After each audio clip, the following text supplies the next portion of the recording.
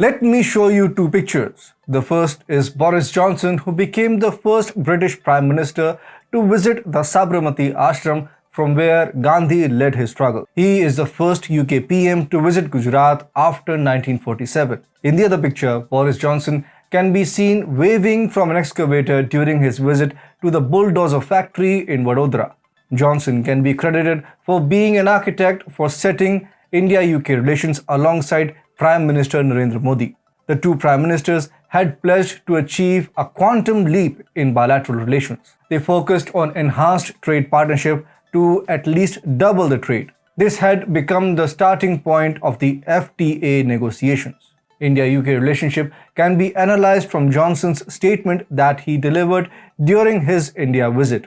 India is an incredible rising power in Asia with one of the fastest growing economies in the world. India is our biggest partner in the Indo-Pacific, which he termed as the geopolitical center of the world. However, there are no constants in the world of geopolitics. With the change of regime, the foreign policy drifts, and the same might be witnessed in the India-UK partnership prospects as well. Namaste and welcome to TFIPost. I'm your host Piyush. If you're watching us on YouTube, please subscribe and press the bell icon to get all the latest updates. If you're watching us on Facebook, do like, share and subscribe to the page. Let's begin with the video report. After Johnson announced the end of his innings at 10 Downing Street, India hoped that the resignation of Johnson will not impact its relationship with the UK, as both the countries share a close, multifaceted partnership. However, that doesn't look to be happening now with the recent misadventure of UK Home Secretary Suella Braverman.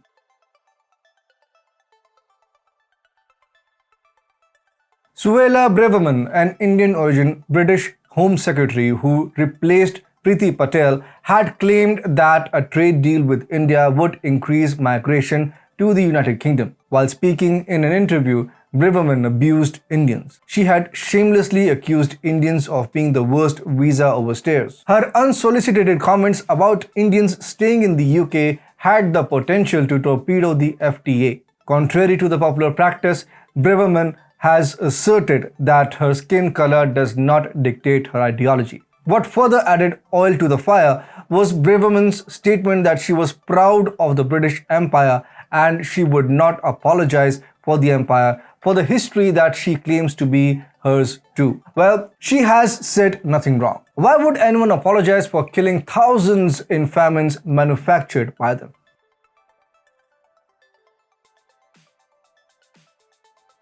The Conservative government was on the verge of collapse since the day Liz Truss took charge. Braverman's parents were of Indian origin who migrated to the UK in the 1960s. Being a politician, she had unequivocally defended British colonialism and taken an unnecessary stand on migration. However, it seems that all of this has cost her dearly, as she has been sacked by the British government.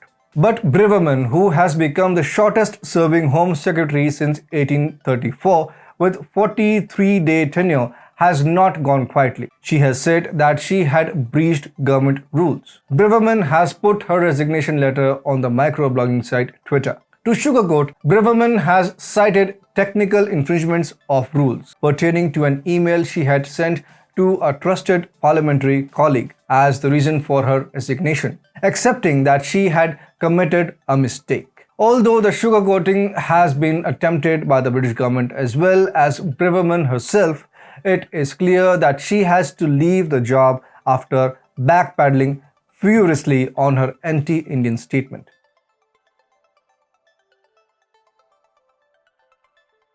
Towing her initial line, Braverman in her resignation letter reminded the Truss government of the promises done to the voters. She wrote in her letter that she has concerns for the direction in which the government is heading.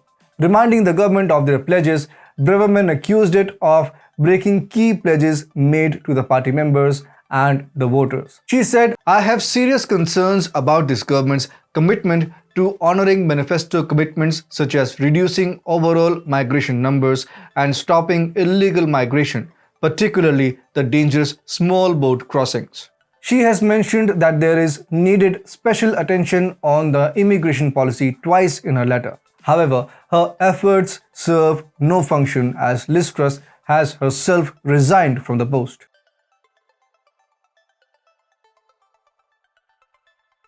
We at our international arm TFI Global had predicted in September itself that Liz Truss would be out soon, and within 45 days of grabbing power, Liz Truss has resigned. This makes her 45-day tenure the shortest in Britain's history. The reason cited here is the economic program introduced by her, which proved to be a disaster that roiled the markets, enhanced the cost of living, and left most of her party members in rage. However, this was just the breaking point, and the Conservative MPs were never in favor of Truss. Her economic policy has been a disaster, as what she favored was minimizing taxes in an already struggling UK economy, a policy which had the potential to create a serious cash flow problem. With Liz Truss gone, Rishi Sunak has once again an opportunity to make his bid, as the Conservative Party looks to elect its new PM by October 28th.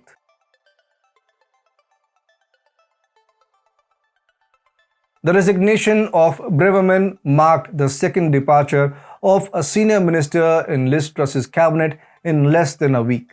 Earlier, Kwasi Kwarteng was removed as the finance minister. The former colonizer is currently witnessing problems of all types, be it political or economic. Since 2008 recession, the UK's economy has been in doldrums and the growth rate has completely stagnated. To further deepen its problem, the UK participated in the sanctions war against Russia on the direction of the US. This has further dilapidated its state. To further aggravate the problem, Truss has been slashing down taxes as there is no tomorrow. The Conservatives have done a favor to themselves by letting go of Liz Truss. She was hell-bent on spreading her ideas that would have been proven to be catastrophic for the British financial system. The political landscape in the UK has become a complete mess, and the change of leadership in such frequent intervals is further adding to it. It would be good for the UK if the Conservatives this time select a cabinet that would not hamper the India-UK relations further,